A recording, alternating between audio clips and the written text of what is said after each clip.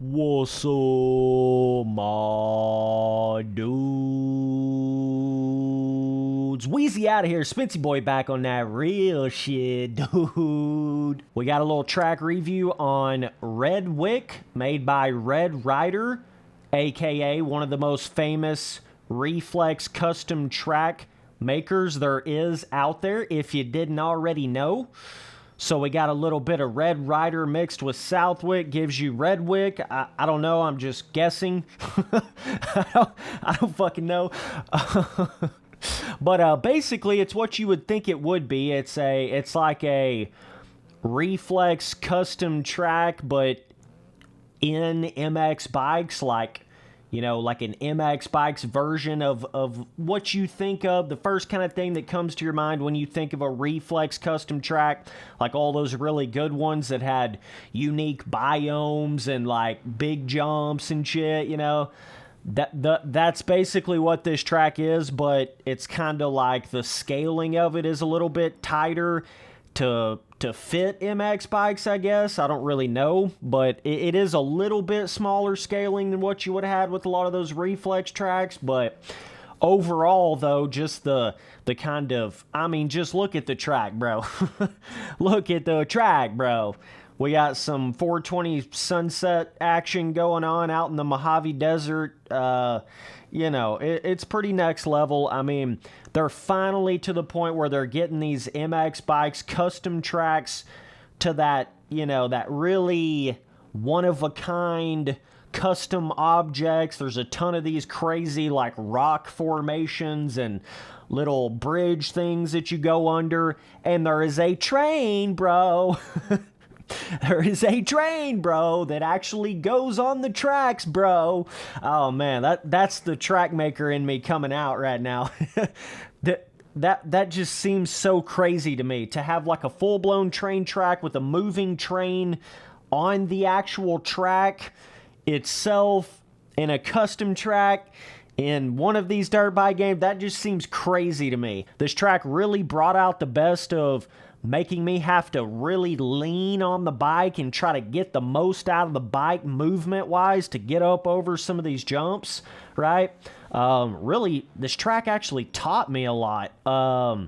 Like, it was kind of crazy, but I like felt like I really progressed in the game just by riding on this track, because it really, the scaling of some parts of the track allow you to keep your speed up really good. There's some technical parts where it gets like super rough. There's that really rough spot where you got to like bounce up over a double, but it's all fucking like pre-rutted and pre-fucked up, where it's super tricky but super fun. This track is really got a little bit of everything. There's like a supercross rhythm section kind of jump thing down a hill. It's like a triple nipple. And then there's a bunch of fun, like motocross, just come out of that corner, you know, third, click fourth, all the way up, and you just pull back on that, pull back on the bike. You feel like you're on a 125 in the air, you know what I mean? And then you get your bike up over that motocross triple style jump or whatever. Tons of whip jumps on this track. Tons of whip jumps. There's some of the corners that are not too small of scaling. I only felt that way on a couple of the corners on the track. Got like a little bit on the narrow-ish side. There was still some other corners that I felt like were perfect, but you know, I just think overall there is some spots where you will, it's almost impossible not to lose your flow on it, you know, with how tight the corner is or how the rut curves. You know what I'm saying? There is some spots like that, or there's like a hill right out of a corner where it makes it like you just, there's almost like no way to keep your momentum around the entire track. You know what I'm saying? You can keep your momentum going pretty good on a lot of it, but there's some of it gets a little gnarly, bro. So either way, overall, I would say, I mean, this has got to be like a 9, you know what I'm saying, or a 10. If some of these super tight like corners weren't quite as tight, could have been like an 11 out of 10, you know what I'm saying? That's kind of where I'm sitting on it right now. it's still basically like amazing, next level for MX bikes right now. There's no question about it. Lots of fun jumps, roughness. You got wide open sections. You got fifth gear tap down the flat, start straight away, but the track like crosses back over all the way through it. Really like the way, just the layout. It's got that fun reflexy layout, you know, reflexy custom track style layout. Like I say, I just think, you know, if some parts of the track could have been made a little bit different to keep your flow a little better naturally, I think it would have just helped that feeling, that like reflexy flow track style feeling. I think it would have just played into it. That's the only reason I'm really saying it, you know. But it's to each their own, you know. You can make a track as tight as you want. You can do whatever. I'm just saying there has been a trend from my start of looking at MX Bikes tracks. It's gotten better over the years, obviously, but boy, some of them early day MX Bikes tracks were rough, bro. They were rough, bro, all the way around. But it does seem like I'm really excited to see the future of these tracks.